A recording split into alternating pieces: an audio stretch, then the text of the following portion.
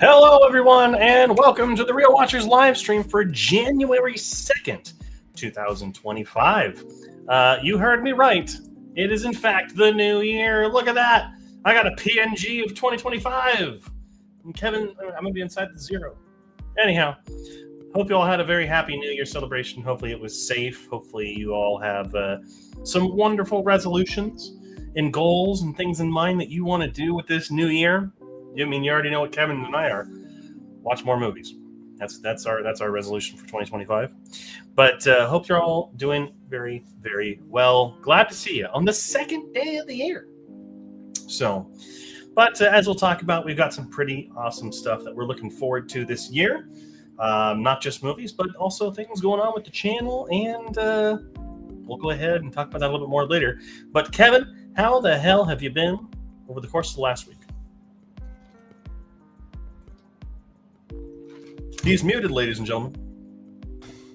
I was going to say, good. Xbox was fun playing that night. And then that was just a chill New Year's Eve. I had to wake up early, so I fell asleep before 12 o'clock. So that's okay.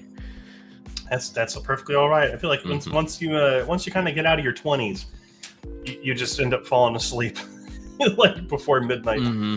But anyhow, hopefully we both did the same thing for New Year's. We were just hanging out playing Xbox together, having a chill little night. So hopefully you all were safe and had a fun time. So, But we do have a comment already here from Nadia over at Horror and More. You know her, you love her. Yeah. Well, yeah, we know her and love her. She says, "Year happy new." Looks like we're how still... it chews to feel stride gum. Right? How it gums to 5 feels. Yeah, there it is. Whatever the sentence is. Anyhow, happy New Year, Nadia. I mean, I saw you yesterday, but I hope you're having a fantastic New Year so far. We're 2 days in. So, but let's go ahead and jump into the news for this week. And up first, The Batman Part 2 has been delayed to 2027. This is just off the words that they are finishing up the script, which apparently is very close to being finished.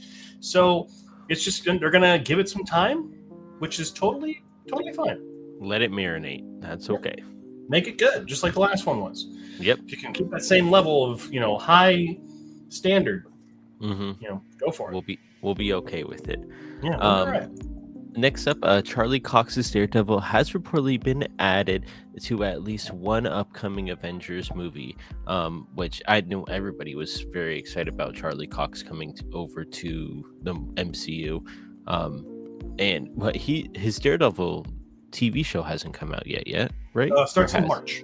In March, okay. So I think that's going to be pretty cool. It's going to be one of those. I don't know if I'm gonna watch it, the TV show. I want to try to, but not really a TV show like Marvel person anymore. Yeah, they've been kind of hit or miss lately, for sure. So, but I'm super. I mean, he was in No Way Home, Spider-Man No Way Home. Yep. So I mean, he's already there in the MCU. Just really excited to see him fight alongside some of the other Avengers. Yep. So we'll see how it goes. Hopefully, he's there with She-Hulk because I know they're. I believe they're a couple, or maybe they hooked up in the show. So I don't know if they're like a thing or if that was just a friendly little evening. But next up, a surprise bit of news here: Horizon: An American Saga Chapter 1 has surprise dropped on Netflix after exclusively being released on HBO Max Max now, excuse me. Which is really interesting, and a lot of people are pondering that this means that Netflix might be funding the other 2 sequels that he wants to make after Chapter 2 comes out. Interesting.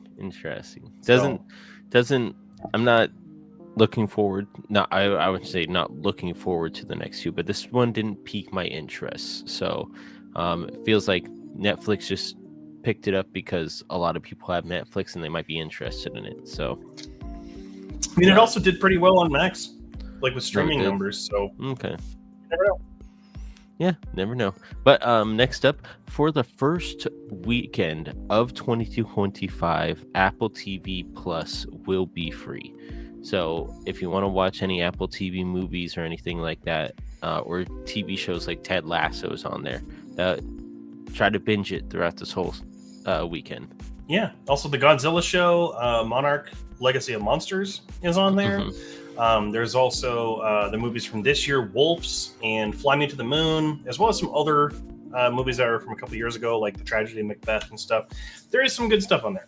So if you're looking for, a weekend to try it out, go right ahead. All right, next up, fresh off the heels of the success of the recent Nosferatu release, director Robert Eggers has reportedly offered 2 roles to Willem Dafoe in upcoming projects, and his next film is reportedly a new Labyrinth film. This being the Labyrinth film that had David Bowie in it, that everyone really loves from the 80s. So don't know if this is exactly what he's doing for sure yet. There's 5 projects that he's floated around. He says he's working on 5 projects right now, one of which being a Western, the other one being a knight or medieval set film. And then he also has a TV show he's been trying to make for a while on, I believe, Rasputin. So there's a lot of things he has in the can right now. In the think tank. He has stated that he will never make a film that takes place in modern day. So if you're getting your hopes up for something like that, he's like there's no good way to film someone on a smartphone. And I was like, that's a good point. But really excited for what he does next. We're going to talk a little bit about I already talked about Nosferatu last week, I believe. Yeah. Kevin will talk a little bit about it this week. But I mean, whatever he does next. He's one of my favorite directors, so I'm on the bandwagon. Yeah, and especially having Willem Dafoe as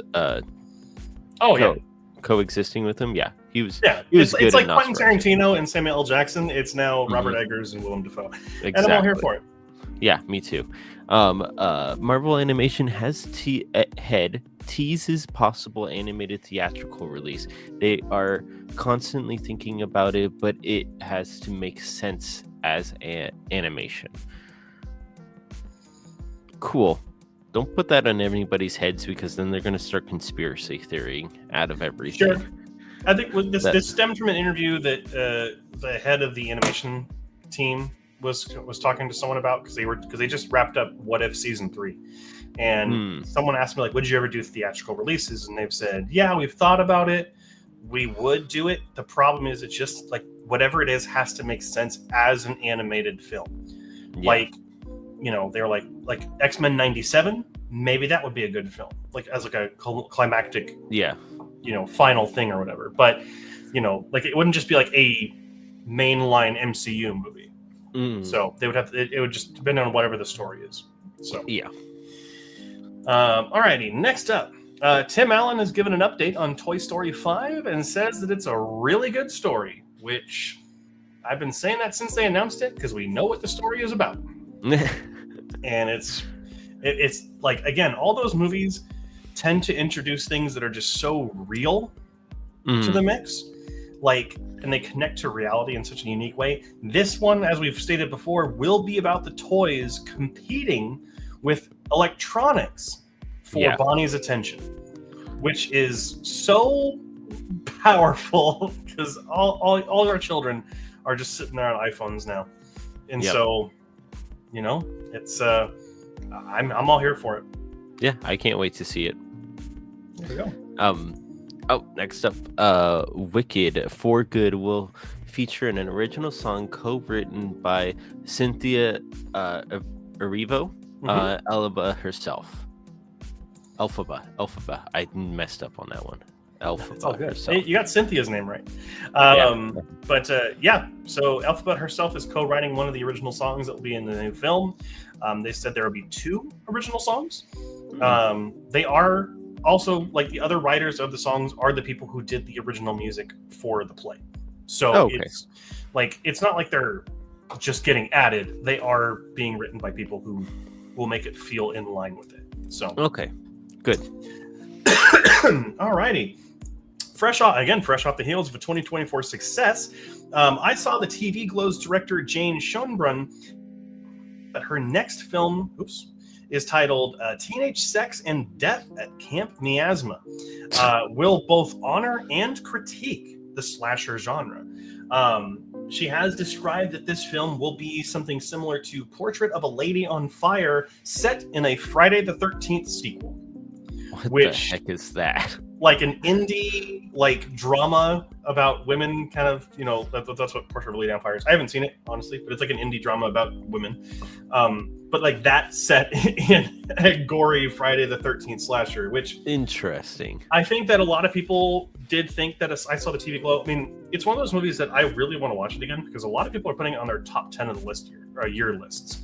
And really? I think I want to go back and rewatch it because I liked it. I liked it a lot. I didn't think it was like incredible, but Jane's direction was fantastic. It's one of the best parts of the movie. But I would really, because a lot of people were probably thinking that I Saw the TV Glow wasn't as much of a horror movie as they were expecting. Yeah. And I think that this is kind of her listening to that feedback and it's just like, all right, we're gonna kill some kids in this one. Hold my beer. Yeah, I got you. Exactly. It's also just a fantastic name. Teenage sex and death at Camp Miasma. That is literally an 80s movie right there. That you find a B movie. Already no notes. Like, it's fantastic. Yeah. Next up, Ryan Coogler's Ryan Coogler's horror movie Sinners will now release on April 18th, and Bong Joon-ho's Mickey 17 will open on March 7th. Yes. I'm so surprised I got that last name correct. Yeah, it is looking real. I mean, they're switching dates is basically what it came down to. I think Sinners just needs a little bit more time in the can, or not in the can, in the tank, I guess you could say, to kind of get ready in time. And I think like Bong Joon-ho or Mickey 17 was already supposed to come out in January. It then got pushed to April, and now it's being moved up a month again. So I think they're just kind of shuffling things around to see what fits. Yeah. So, I'm all here for it. That's okay. Mickey 17 got bumped up, so. Yeah, I mean, I'm looking forward to both these movies, so I'm all here for it. Nice. So, but that was it. That's it for the stories this week. Not a lot going on. So hopefully you all have something that you're looking forward to in there. Yep.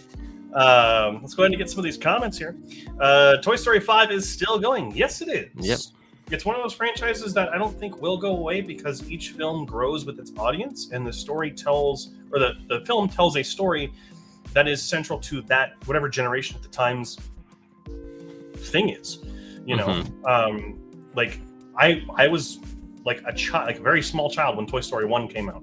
So it piqued that piqued my interest. And then with Toy Story 3, when Andy grew up, that was me giving away those toys. And so like they know how to keep it with the audience. And I think that's what's really impressive about it. Marvel's hesitant to do cinematic animation because they know they're not on the level of DC. I know that Marvel's animation has been more hit or miss than DC has been, but they haven't done nearly as much. DC's recent animation has not been that good. At least the films haven't been. The shows and stuff, sure, but I definitely think that they're a little hesitant. I hate to say it, but animation is just not like it. You would think it's very widespread, but like when you introduce it, like look what happened to Lord of the Rings. Like The War of the Ring is a good movie, but not enough people went to go see it because Lord of the Rings fans may have been more tentative on animation. Same might be for Marvel, but Marvel fans grew up with like TV shows and stuff too. So who knows? Yeah, there could be an audience. Matthew Walls, Happy New Year! Happy New Year, Matt. Have a Happy New Year, Matt. I hope you have some awesome stuff to look forward to this year. Toy Story 3 destroyed me when I first watched that movie. Had me an emotional mess watching it. Yes, the ending specifically in that movie. Actually, the whole movie, really. There's the garbage plant scene, which is very, very emotionally scarring. I will admit that movie makes me tear up. But we're going to sidestep our usual schedule for a bit. Because instead of making a video on our most anticipated movies of 2025, we thought we would just talk about our most anticipated movies of 2025. We each picked 5 movies that we are looking forward to the most. So, Kevin... Mine are not in any particular order. I just want to say that. Just ones that I'm looking forward to, and he has some on his list that I'm also looking forward to. So yeah. So let's go ahead and talk about your first one here. yeah, Ballerina. It's a John Wick saga, so I love the John Wick series and everything like that. So I want to see where they go after Mr. Wick has gone through his steps, I want to say. And can't go wrong with an action movie anymore, I feel like. So that's why I picked Ballerina. Alrighty. Indeed, I'm looking forward to that one as well. So I totally get it. Up first for me is, we talked about it already, is the new Superman film from Mr. James Gunn. Very much looking forward to this film. It's nice to see a Superman that is hopeful and actually protecting people for a change. But also it looks like a return to just the kind of joyous, fun atmosphere of the DC world, as opposed to being just this gritty Zack Snyder CGI, jerk off session. I don't know what else to call it, but I'm really looking forward to this movie. Yeah, it looks really good. So I can't wait. And then Kevin, your first movie here is Wolfman, or second. It's gonna be coming out soon. Wolfman, yeah. I loved The Invisible Man and how Blumhouse took that remake and made it something different. So hopefully this one gives us a little bit more of a new feel to an older Universal Monsters feel to it, which I am definitely hopeful for, and we'll see how it goes. I can't wait though. It looks really good. Yeah, it definitely looks more grounded and more gritty than a usual Wolfman movie, so I'm definitely looking forward to it on that regard. I also think that, like, we saw it happen with Speak No Evil, where it was like over marketed, but it was then a huge success financially. And I think that we could see the same thing happen here. Whether or not the movie is good, I think it will be a great start to the year for the horror genre. Yeah, I think that it definitely will be very promising in that regard. Yeah. So definitely looking forward to that. Next up, my more other anticipated movie here is going to be Thunderbolts. I think that of the two Marvel movies that we are getting next year, which is Thunderbolts and Captain America: Brave New World, I am more excited personally for Thunderbolts because I think it looks like it's going to be Marvel's version of the Suicide Squad. Yeah. Just kind of already with this established universe and characters that we already know. So, I'm here for it. I think also I like the cast. I mean, hopefully these characters get a new chance to be more interesting and kind of have more depth to them. But yeah, I'm really looking forward to this one. Yeah, I agree. I'm looking forward to both the Marvel movies because they're in a different direction, I feel like. And I think a new direction is okay with Marvel movies coming up because of some of the, I don't want to say flops, but some of the just neutral movies of last year. Recent films. Yeah. Yeah. I mean, we've had good ones like Deadpool and Wolverine and, but like some have not been as well received. So exactly. But Kevin, your next one. Yeah, I forgot this one was coming out actually because we haven't really heard rumblings in the movie series about this. But F1, I mean, I've recently got into F1 trying to watch all the races and watch all the highlights. But I heard this one is really good with like actual shots from an F1 car, so it's going to be interesting on how they do it. And I'm just a racing fan, so this one looks really, really good though. Yeah, and this is the same director and the same team as Top Gun Maverick. So I know that they're going to get this accurate, and I know it's going to be a really enjoyable movie. Also a great cast. You got Brad Pitt, Javier Bardem, Carrie Condon. There's a lot of people here that look like they're going to make it good. So I'm really excited for this one too. Hate to jump in on yours. But next up for me is going to be, for my number 3, is Presence. This is an upcoming horror film that I am really excited for, directed by Steven Soderbergh. And this is a horror film about a entity haunting a house that we are going to be seeing the entire film from the spirit's point of view, which is a really interesting way of doing a haunted house movie. And I'm hoping that we get some more emotion, we get some more unique scares and make it something that's really kind of memorable. I mean, maybe I have too high hopes for it. It's coming out in February or whatever, but I'm looking forward to it. Could be that underestimated movie that everybody talks about afterwards, and then everybody goes sees or streams it when it comes out. Yep, or it could be one of those things that like you're either going to love it or hate it, kind of a thing, which that tends to happen quite a lot with some more independent horror films these days. So, but next up for you, Kevin, we don't have a trailer for this yet, but Jurassic World Rebirth. I mean, give me some dinosaurs. I'll be eating dino nuggies while watching dinosaurs. So, just looking forward to it. Just wanted to see what direction they put this in, because it could be so good, but it also could be bad. So it's kind of like a flip flop of what we're gonna get, and I'm just excited to see a new start for this franchise. Yeah. Really looking forward to it. Great cast, and it looks like they're going to be taking it kind of more to a grounded approach, which I'm really here for. We're not going to be bidding on dinosaurs. Right. Next up is, for me, The Monkey. I am super excited for this movie, specifically after the same director released Longlegs this year, which is one of my favorite movies of the year. And I am super excited for this one as well. This looks like it is going to be a comedy as much as it is a horror movie. A lot of more comedic elements to its scares, and which is kind of interesting because this is not an original film. This is based off of the Stephen King story, and it is Osgood's interpretation of it, which I'm all here for. I mean, Longlegs has proven to me that he is a director worth watching. I have not had the ability to watch his other films just yet, so he's quickly becoming one of my favorites. So really, really excited to see what this movie's going to be. It looks quirky. It looks fun. It looks like it's going to be gory and full. There's a stroller on fire there. I can't wait for this movie. I think it looks fantastic. I totally agree with you. Sometimes when looking up like movies coming out, I forget that they're coming out this year. So I like having like a little surprise, like when we do this, be like, oh yeah, that's coming out. Yep. Forgot about that. Alrighty.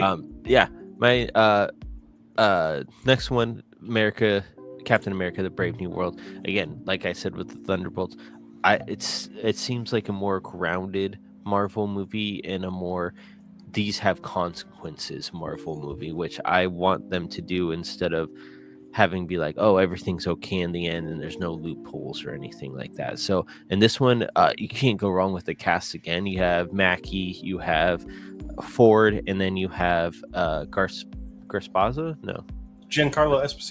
Esposito, which I think he's going to be a badass villain in this one. So I cannot wait for it. And it looks really good too.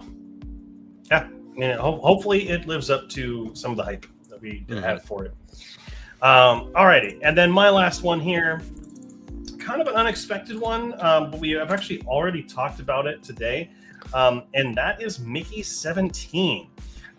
This is, of course, from director Bong Joon-ho, who directed the Oscar-winning film Parasite, an incredible film if you haven't seen Parasite. This is his follow-up to it, a bold-looking sci-fi film about kind of going off into space, and one of the jobs you can get is they just keep cloning you over and over again for menial jobs, and if you die, they just replace you. And it's a really fun, quirky concept. It looks like it's going to be kind of funny, but also poignant and have some sci-fi and drama in there. So I'm really looking forward to this movie. The director is one of the best working in the industry now, and so I'm all here for it. Yeah, it does look very interesting, and I wonder how the story is going to come to be. So at the end of this trailer is just batshit crazy. So I just want to see how it gets to there. Yeah, 100%. Alrighty, and that is it for our most anticipated movies of the year. But we'd love to hear what movies you're looking forward to the most. So go ahead and let us know in the comments section. Spooky says, "Happy New Year!" Happy New Year, Spooky. Glad to see you. Hope you're having a good day, bud. Hey, the fans want to see canon push forward in hero movies, not to see stories that don't affect anything. It's true. Definitely true. Blonde Widow is going to stand out in the Thunderbolts. I mean, she already stands out just in general.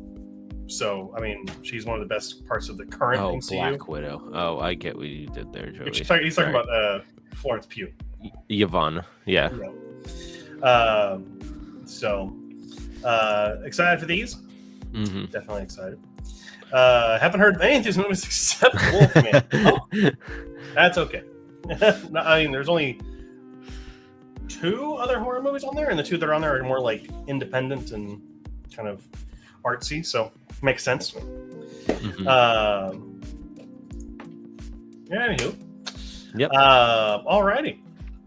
I believe that is it. Trailer park time. Yeah, I think so. So let's go ahead and talk about those trailers that came out this week. Mm-hmm. And not a lot came out this week. I loved the last one. I'm not gonna lie. I saw that and it made me giggle. So Diddy, the making of a bad boy. Bad boy.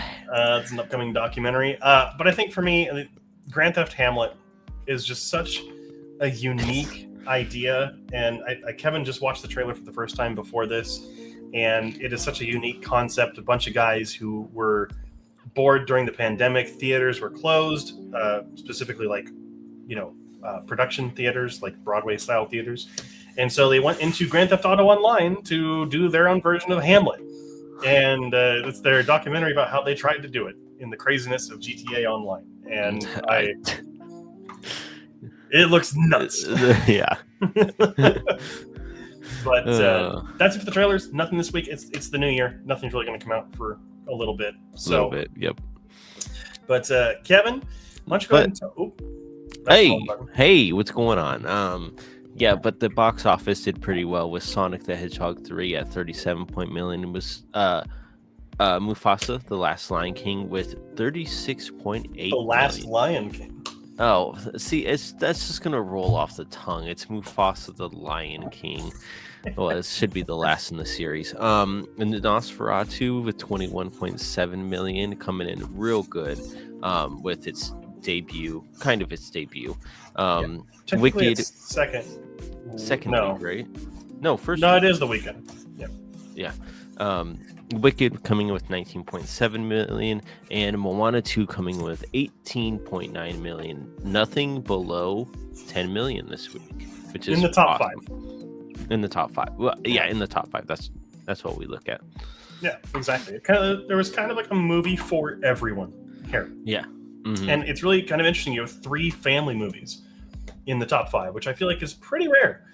With Sonic, Mufasa, and Moana. I guess you could say Wicked could be a family movie as well. Yeah, I could see that. Nosferatu, definitely not. No, not a family movie. With some vampire dong. But anyhow, that is it for the box. Have a comment here. Grand Theft Hamlet, the Broadway musical. Well, it's not a musical. It is just a stage play.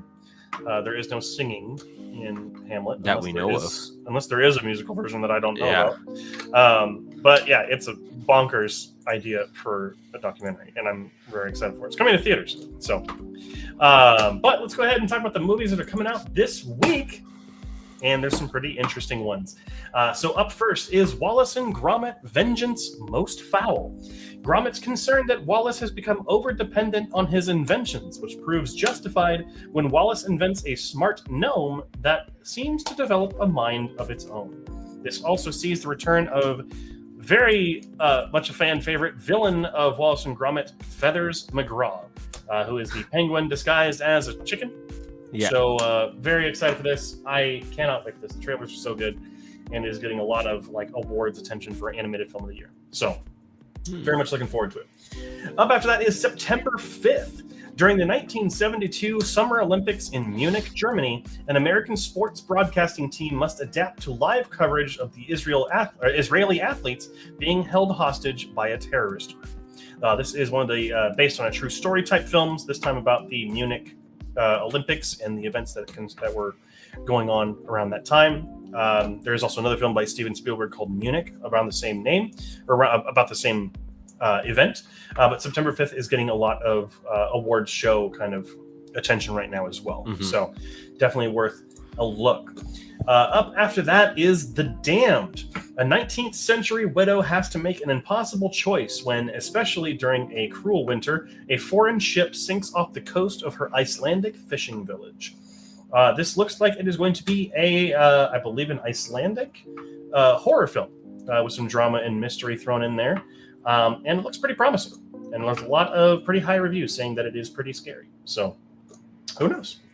And lastly is one of the kind of front runners for the Oscar documentary, and as well as a foreign film, which is From Ground Zero. From Ground Zero is a collection of 22 short films made in Gaza, initiated by Palestinian director Rashid Mashrawi.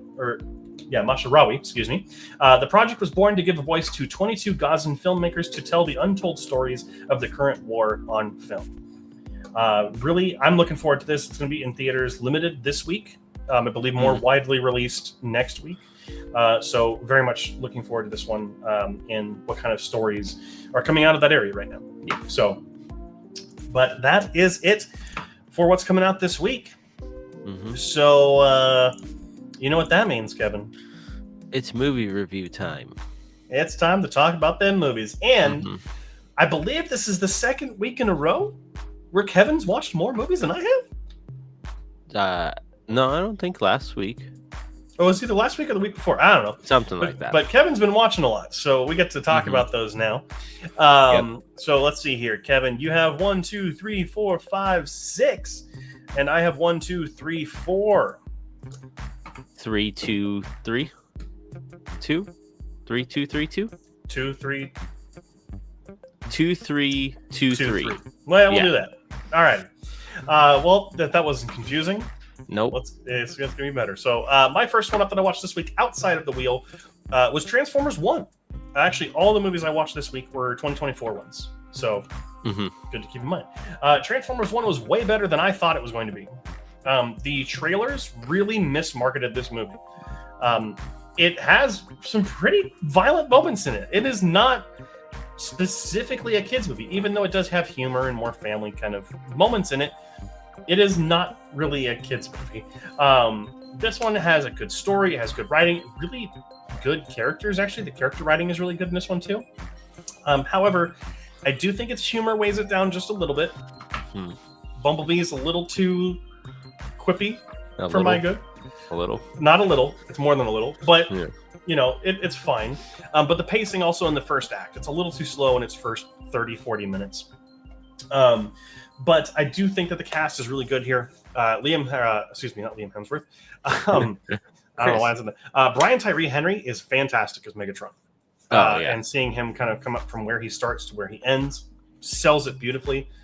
I put my review says Chris Pine. It's Chris Hemsworth. It's Chris Hemsworth. I gotta fix that. Chris Hemsworth is good as Optimus Prime, but there are moments when his voice is like he's trying to go too deep and to sound like Peter Cullen, and it doesn't really work sometimes. But Scarlett Johansson's really fun as Alita 1. Really enjoyed her in this movie. Keegan-Michael Key is fun. You know, he's performing the character well, just the writing for his humor is not very good. But the other cast members are also great in this movie. The villain portrayed by John Hamm is fittingly brutal, which is kind of nice.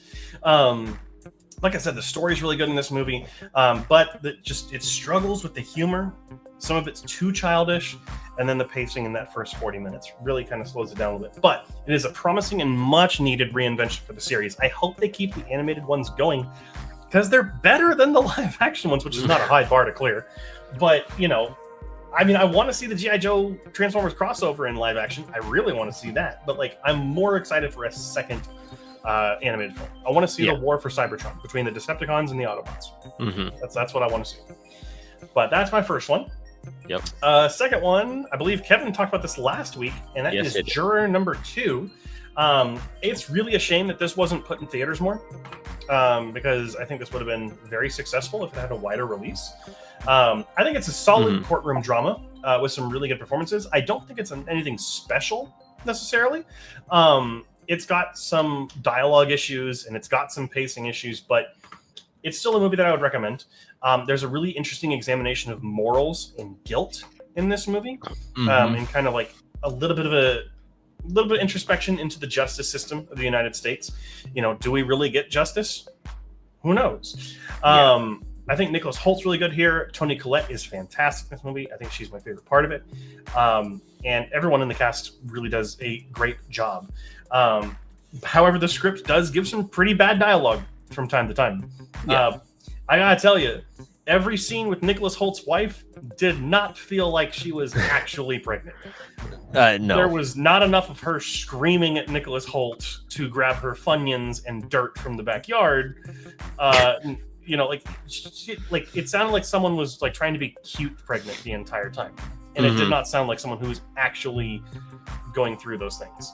Yeah. She's not the only one. There's a couple of cast members on the jury side that get some dialogue here and there. Where you're like, really? Does that? You had to say that. You got to say that. Yeah. Also, it does slow down a little bit towards the big end of the first act and kind of going into the second one. But the last act is where this movie really gets the most interesting. I think it's a really good film. It's an easy recommend for most people. I feel like this is probably your parents' favorite movie of this year. Is probably the best way to describe this movie. Yeah, I can see that. But let's go ahead and get over to Kevin's first three. Yep. First one, my old ass. This one was actually really funny. It's a movie about a girl coming to age about everything, but also tripping on mushrooms, and she sees herself in the future, which is really cool. And that's so different from any other coming of age movie that I have seen, it was really fun. It was really fun. The concept of it is great, and it's kind of like drama between, I guess, herself is really interesting as well, because she talks about this Chad person that the older self says don't do anything with, but the younger self has to do something with. I don't want to spoil it or anything because it's a new movie, and it's really good, and I thoroughly enjoyed it. The humor was really funny as well. I feel like it's all just like, why would you say that? But it's like, okay, maybe it is that funny that I would say that as well if I saw myself in the future. Like something like that would be really funny to see. So I really enjoyed it. 70 out of 100. Next up for me, The First Omen. It's there. Not excited for the other Omen. So this one, dude, I don't even know. I don't remember this movie that much. That should speak enough about it, I guess. Yeah, it was good to an extent, but then there was no horror aspect of, like, there was some like grotesque horror in there, like body horror, but that was it. There was nothing going on with the church that she gets into, and how it leads up to eventually some stuff happens. And it just everything fell too much into a puzzle piece, if that makes sense. Everything was like, oh, this happened, that goes there, and it's like, okay, that it's really just wasn't a good scary horror movie for me. So I gave it a 42 out of 100. I didn't make me want to watch the other Omens as well. So hopefully the original one is actually good.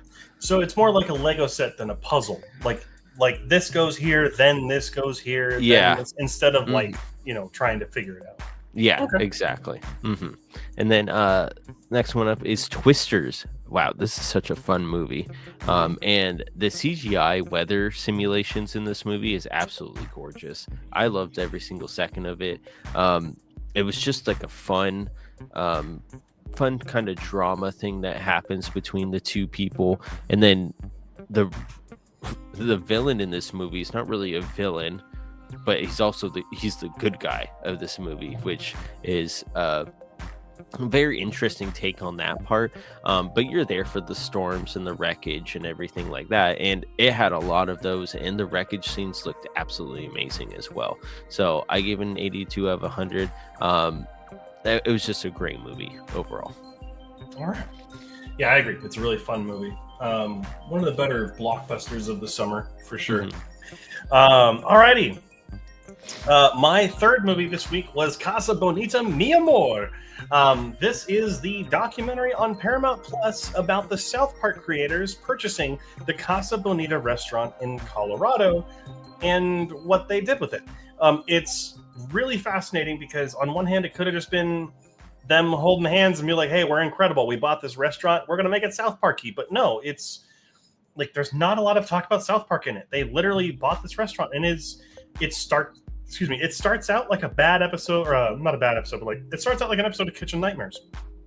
You see everything that's wrong about this place, and they have to fix it. But then it kind of gets more into like the struggle of creatives kind of trying to think of what they want to do, but then there's like the crushing reality of budgets and other people on your team that you have to work with, and there's some really poignant stuff in here. It's not the most thought-provoking documentary in the world. It's the guys from South Park renovating a restaurant.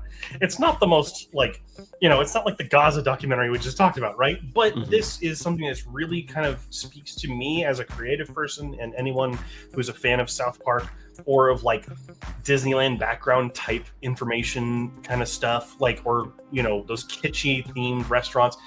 A lot of people will really enjoy this, and I would highly recommend you check it out if you have Paramount Plus. It was a really fun time, and you might get something a little bit more out of it than just how they redid a restaurant. Redid it, so, yeah. And then my last one, which I checked out today, was Smile 2, which is the sequel to Smile, as you couldn't tell already. And you gotta love an improvement. It is better than the first movie, by and large. It does also feel scarier in many aspects. But I think that it also has more depth and meaning. But that also lends to its biggest problem, which I think, I will say right now, the ending of this movie is bonkers. Not as bonkers as the substance, but pretty up there. Naomi Scott is wonderful in this movie. She needs to be in more horror films. She can do it. And she does a fantastic job here. There's a lot of reason to care about her as your lead, as opposed to the first movie, which I just did not care about anyone in that movie. As I mentioned, the VFX, or I maybe haven't mentioned it yet, but the VFX are great in this movie. There's some practical effects used in areas where you wouldn't think there's practical effects being used. So that's really fascinating. But I do have a weird complaint about this movie, and the biggest problem with it is that it is a sequel. It's beholden to this world and this lore that it's already created in the first movie. This would have been so much better as a standalone movie about someone dealing with addiction, anxiety, these sorts of things, but also the misogynistic expectation that women have to be smiling all the time. And be perfect, right? Like, there is a message and a story to be told there, but I think that, and the movie does go to some of those areas. It absolutely does. I think this movie, for sure, with the whole smile kind of entity thing, is really leaning to, you're a pop star, you're a woman, you got to be smiling all the time. You have to be on your best foot forward. You have to do everything correct. It does lean into that a little bit, but then it just gets anchored down by these stupid scenes of a guy explaining how everything works with this potential, with these events, right? It struggles from being a sequel. If this was its own movie, or if this was the first movie, it'd be. But I think that by having it be a sequel, it does weigh it down. And I think that, that's not to say it's a bad movie. It's really good. And if you like horror movies and you like stuff with gore and some really inventive kills in this movie, particularly one that I can think of towards the end of the movie, it's a really fun time. So for me, it's a really positive sign that major studios can still do good horror movies, and it's not just the indie scene or people like Damien Leone and Terrifier who are doing these things, right? Like a studio like Universal or this is Paramount can make a good horror movie on their own. So, but that's it for my outside the wheel ones. Let's get into yours, Kevin, and your second three here. My second three. I went to go see Nosferatu.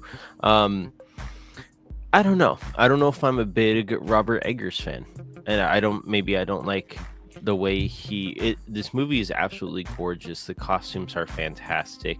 The acting and actors and actresses are absolutely fantastic in this movie. I don't want to take anything away from them, but it was just, I don't know if it was too slow or it was for me it was maybe a pacing issue, or maybe it was set in the wrong time frame. But I didn't really get me into it until the middle of the second act and the third act is when the shit hits the fan, and you start learning a little bit more about Nosferatu and everything like that. And that's when I started to get more invested into the story. So like the first half gets you kind of got me crawling, and then I got to stand up and run with the movie. And that's what I think about it. I gave it a 77 out of 100, but definitely go see it. It is a gorgeous movie. I will say that though. Gotcha. I also kind of feel bad because I do feel like I personally overhyped this one for you. No. So, but let's go ahead and talk about your next one. Yeah, you talked about it a little bit, so I'll just bounce off of you. Is Transformers 1 I gave it a lower score because I absolutely hated Bumblebee in this, and it made this score so much lower than it should have been because he is so, and I get it. I totally get it. It is a damn kids movie, but please, he was so damn annoying in this. Like I'll stop. Really good. I love the origin story of Let him cook. I love the origin stories of Transformers about how Megatron becomes Megatron and how Optimus Prime becomes Optimus Prime. Really cool. I will agree with Garrett. The first act is the pacing is very slow. And then once you start to find out everything that is happening, then it starts to really pick up, and then you get interested a little bit more and a little bit more. Then all that stuff happens, and it's fantastic. I was, again, with the trailers, I was not a fan of it, but I was like, it's pretty good. So I'm glad it turned out to be as good as I thought it was.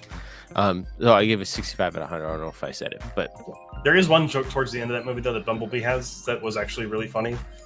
The one where he's laser braids his head. What one? It's when Optimus offers him to to come work with him, and he's like, "Yay, I get to work for the government." Oh yeah, that one. That was fun. Yeah, when it's not like specifically targeted at kids, it's fine. Yeah, it was okay. But next one, man, did I see the trailer for this one? Let me tell you. And actually, it was fantastic.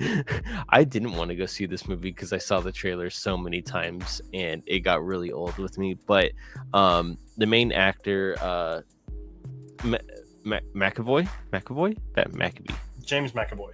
Yeah, McAvoy is absolutely fantastic in this movie. The way he just can switch personalities in a second in this movie is absolutely incredible. It does have a horror theme to it, which is people. And that's why I texted Garrett as soon as I stopped watching it. I said, you should watch Speak No Evil. I think you're going to like it. So I gave it an 82 out of 100. The characters in this movie are very well known. The daughter of the two main people is a little bit of annoying, but it's okay. You can look past it because McAvoy is obviously that spectacular in this movie. He trumps over everybody, but everybody else gets a time to shine, I want to say. But really good. I'm so glad I checked it out, even though I was really annoyed at the trailers. I'm amazed you're not annoyed with Wolfman yet. But no, I haven't seen a lot of Wolfman trailers, so I'm okay. I'm seeing it in front of every single movie I've gone to in the last month. But alrighty, well, those are the movies that are outside the wheel spins. Let's go ahead and get into here. Transformers 1 is easily one of the best movies. If you're a fan, there's a ton of callbacks to the OG animation. 100%. Mm-hmm. It is the best Transformers movie we've gotten, but I have not seen the original one yet. Right? Yeah. No, I have seen the original one. I just haven't reviewed it. So I would say until I review that one, this one is the best. Fox Pixar is in agreement. He thinks Twisters is the best movie of 2024. Good. So I'm waiting for a couple other things. All righty. So let's go ahead and dive into the wheel spin movies this week. And Kevin, you're short. Yeah, my short was Bosco's Picture Show. Really, really good 1933 movie short. It does repeat a lot of the animation style in here, but how can you fault it? It looks so darn pretty half the time, even if it is in black and white. And there's some stories to be told about it, and some fourth wall breaking at some points, which is really cool as well. Very what is it called? Like very creative back in the 30s. It was good. It was good. It was a good start to animation, and don't think I've ever seen a boss go short. So, which was really awesome. So I gave it a 77 out of 100. Alrighty. And from there into where did it go here? One of my favorite shorts ever. I see them. This is an absolute classic and is one of my favorites. Is it the best of the Looney Tunes shorts? No, by no means. But it has the pronoun trouble bit where they, I can't even remember off the top of my head right now. Where they when they mix up you and me and all that, and it gets Daphne shot several times. Mm-hmm. Also, there is a moment in this short where Bugs comes out of his hole in like drag, and it distracts Elmer. And there is a point where it cuts back to Daffy, and he makes this noise that I can't describe. It's just like a like that, and it's the funniest shit to me. I had to rewind it like 10 times because it's cracking me up. I need to know what that noise is and how to make it. Is what I need to do. But I love this short. It's fantastic. 92. Nice. My first movie up is McFarlane USA. And this was a very inspiring movie. This is hey mom, you want to watch this movie? It's really good. And you sit down with the family and watch it, and they'll absolutely enjoy it. I was a cross country runner, so I understood a lot of like the stuff that they were going through, but it was really interesting to see how cross country started in the in California with these, like, there was only like a couple of meets that had like 3 or 4 schools in it. Now we have like 20 schools at one meet, which is really interesting to see how far and progressive that it's gone. But it's a feel good movie. I will probably not watch it ever again unless my parents want to watch it, but it's just there, and it's a 67 out of 100. It's good. All right. I believe Matt Walls suggested my first movie this week. And I need to apologize, Matt, if you liked this movie, but I did not, and that was Grand Isle from 2019. What even was this movie?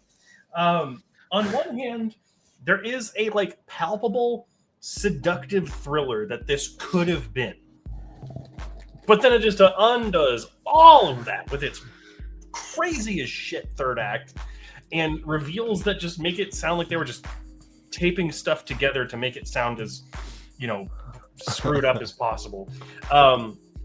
It feels like a bored and lazy production. Like they made it because they had the rights and they didn't want to lose the rights, so they just made it. I don't know. Like, the cast here is pretty bad, but they're fun bad. So like it gets points for that. Nicolas Cage is the best part of the movie, as he always is. Like I forgot this is the Nick Cage phase. Sorry. You put him in the worst movie ever. He's the best part of it. Like, so he's totally fun here. Katie Strickland gives a perfectly average, like, femme fatale like performance here. And as someone in Letterboxd put it, Kelsey Grammer is just Foghorn Leghorn this entire movie as a like police detective. Like, I say that performance is boring as cardboard. It's really bad. But the story the story tries its hardest to make you feel engaged and be on board with every twist and reveal, and it just doesn't work. It really feels like a movie made for the TikTok generation, where it's like they have to have something revealed every 10 minutes or they lose attention. It's really not good. But this is one of the movies where I'm like literally trying, like, short of fast forwarding it, which I never do. I never like fast forward or anything. Like, I was trying to get through this as quick as possible. Like, I was like, I just want to finish this and get it out of the way. But the film is so boring and uninspired, and it's just desperate for your attention. Mm-hmm. So, all right, good one to end off on was Carrie. What a fantastic 70s horror movie this is. Just a strange, it's just a strange movie, because you don't really, like, me going into it, I knew the ending of this movie, but I knew nothing else about this movie. So it was fantastic to see how batshit crazy happens, and that ending, you're like, oh crap, that's how this ends up happening like that. But the performances were fantastic from the lead actress. When she's walking down the aisle with the blood on her and she's looking down at you, oh, it just felt so like gross and eerie. I hated it. But also, I think the mom is so creepy as well. I did not like the mom in like a good way. I did not like the mom in this movie because she's just pushing the religion on the daughter and like forcing her to pray and stuff like. And I'm like, oh my gosh, like that would make me so uncomfortable. And I was watching it too, so.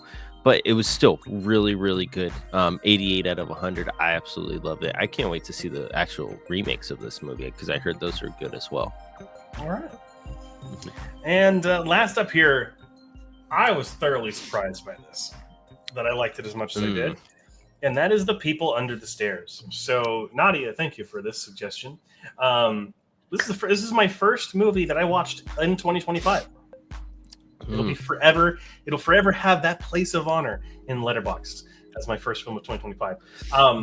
It is a really interesting movie. On one hand, it is a cheesy, campy, slightly violent and gory 90s horror movie by the guy who did Nightmare on Elm Street. On the other hand, it is a biting satire and has some incredible metaphorical kind of things going on with gentrification and the state of like racism in the 90s. There's a lot going on here, and it is a special little film. And I had never seen it. I had never heard of it until we brought it up several times on this show. And I'm very glad that I watched it. The villain in this movie, villains, which are just called man and woman, they are genuinely kind of scary people because there is no supernatural element to them. They are just bad people, as well as being racist, which is probably the scariest thing of them all. No, I'm kidding. Like they legitimately, they are very scary people because they are just doing these things to people with there is no alien, like there's nothing like that. It is just them being bad people for no reason, and it is all the scarier for them. The movie is, like I said, is a biting satire and messaging about gentrification and racism.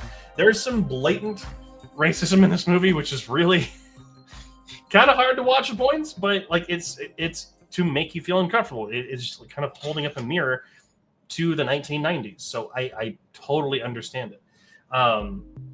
It is the one of the things that it is a little too campy and cheesy for its own good at some times.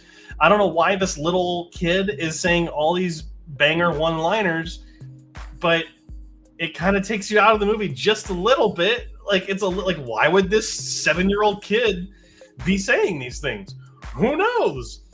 But like it always finds a way to reel you back in and hold your attention. It's a really fun movie. I would highly recommend checking it out. So if you've never even heard of it before, never seen it, it's worth a watch.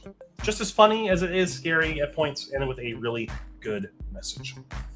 So, but that's it for the Wheelspin movies that we had reviewed. A couple of comments here. Kev, what did you think of the possible controversial words spoken, as well as possibly Hitler's first appearance on the last Bosco cartoon? You're muted. You have to remind me of the controversial word if you can spell it. And then, dude, that was such a surprise in this. I was like, oh my gosh, there's Hitler just running across the screen. I'm like, oh, he's in this. But I liked it. I like when we used to show like other propaganda, but like leaders and stuff like that in animation, because we're kind of making fun of them, but that used to be the time when we could make fun of them. So I don't mind it at all. Here you go. He either said fox or fuck. Oh, I heard fox. I didn't hear the other one. I want to see Kelsey Grammer in foghorn costume scat. So do I. Well, I say the boy's as sharp as a bowling ball. Was basically the kind of thing he was going with. I also love how Wes Craven didn't give it some random one-worded name. It tells you what it is. People under the stairs. Grabs your attention. It is also another metaphor for gentrification. Because what is gentrification? It's when you have wealthy people moving into a lower income area and kicking them out to make it nicer and safer for everyone. They're literally taking an area, putting them under the stairs, and using those stairs to get higher. It's so. Nope. But that's going to bring us to our last part here, which is our favorite part, which is us spinning the wheel. However, very important here, because we have this special little thing that we call the Real Watchers Awards, which is one of our favorite things. It's one of my favorite things to do. So, I like it. Period. We like awarding the best movies of 2024. We're the only award show that gets every nomination and award given correct, because it's ours. We mail it out to the person too ourselves. So we use my sister Stacy as the USPS driver to do everything for us. So yeah, we have her drive to other countries too if she needs. Yep.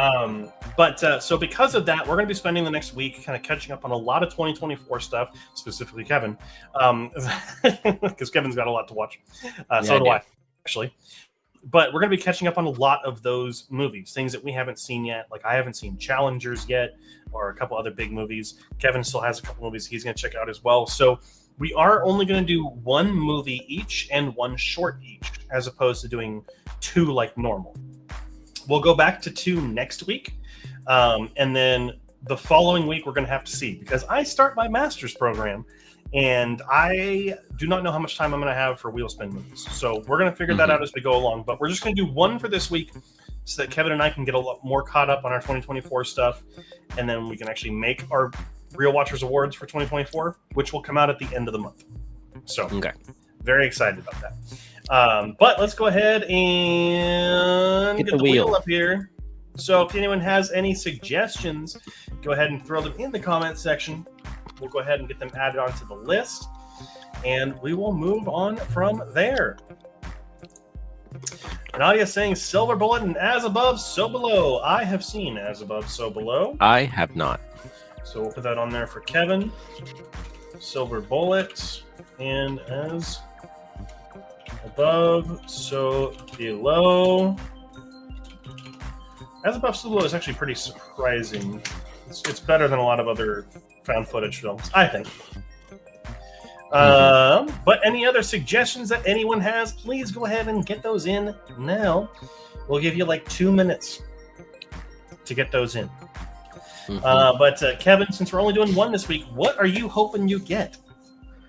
I don't know. Let's go through the movies. Scroll through the movies a little bit here.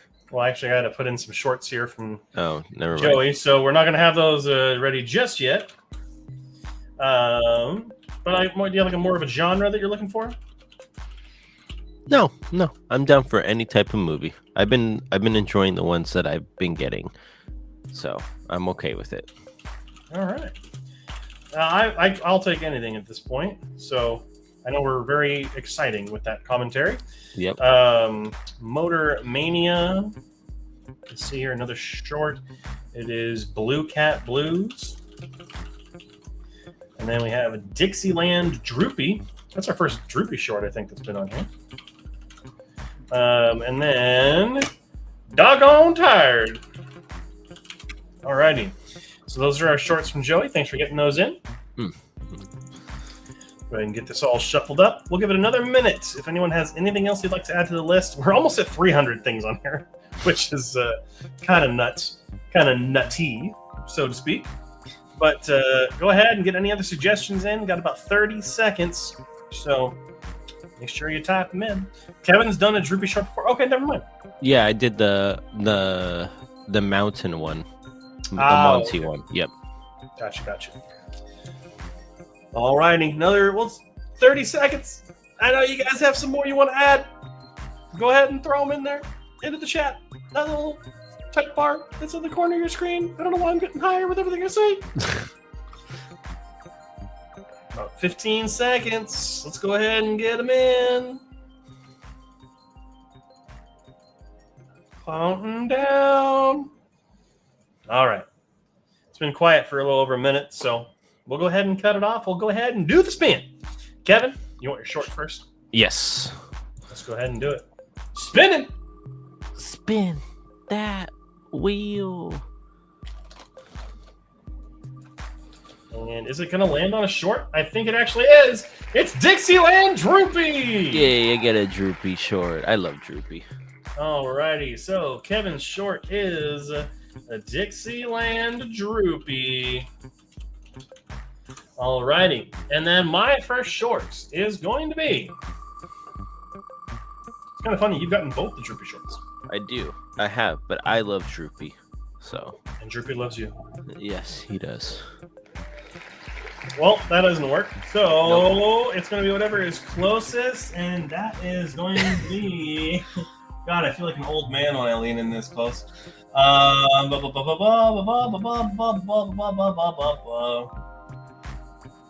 can't even read that. Heinous Hearn or something? Let's find out. Henhouse Henry. Heinous Hearn. It's so small. It's close enough. It's a Foghorn Leghorn short. Yeah. All right. I just watched him in the other movie, and I'm gonna watch him in this one. All right. Let's go ahead and get that one off the list. Garrett, you're gonna hold up I'm gonna hold up a picture of the actress and Foghorn. You tell me the difference. Do you not know that? What are you talking about? You hold up a picture of one thing and you hold up another picture of another. They're basically the same picture. Yeah. Oh, I see what you're saying. All righty, Kevin, are you ready? Mm-hmm. All righty, here we go. Your movie is. Well, we have to wait for the wheels. Hey, look at the blue lines back. Ugh. Police Academy. Oh, that's a funny one. That's a It's comedy. A comedy. Right? Yeah. So Kevin gets Police Academy in any number of its sequels. Alrighty, there it is. Let's go ahead and remove that from the list, and let's go ahead and spin this bad boy for me.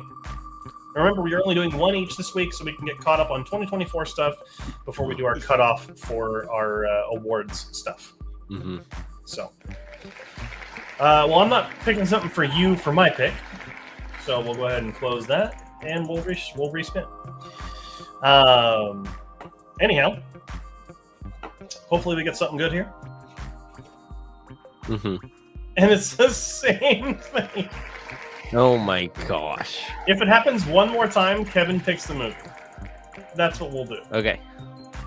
All right. Okay. Spinning it again. I gotta get a movie ready. Shit. And it's okay because it's You Got Served. Ooh. It's a service movie. Oh, no, it's not. I know. It's a breakdancing movie and hip-hop cruise. Holy shit. I've never heard of this movie. You haven't? No. We'll I'm going to have to rent it. That's going to show up in my Amazon history now. No, I'm just kidding. All right. Well, I will be watching You Got Served. Hopefully I get served a good movie there, which doesn't sound like it will be, but that's fine. Alrighty, so I will be watching Henhouse Henry as the short and You Got Served as the film. Kevin will be watching Dixieland Droopy as his short and Police Academy as his film this week. Mm-hmm. So, that, as they say, is going to be that for this week. So thank you, everyone, for joining us. I know we've gone over just a little bit here. Usually we try and stay around an hour, but it's fine. But again, for anyone who missed it at the beginning, I hope you have a very happy new year, a very prosperous new year. Hope all your resolutions and goals and all that kind of stuff comes true, and that you work very hard to achieve them. Of course, we do have our newest movie club episode coming out tomorrow, which we are very excited to bring to you. We are going to be watching the Italian film Cinema Paradiso, which very excited for. And can't wait to talk about. And then, of course, we have this show that goes live every Wednesday from now on, because there's no more holidays, at 7 p.m. Pacific Standard Time. So we'll be back on Wednesday next week. And that's really about it. Again, Happy New Year. Thank you so much for joining us. And we can't wait to see you more and more as we get deeper into 2025. So have a good night, everyone. And we will see you on Wednesday.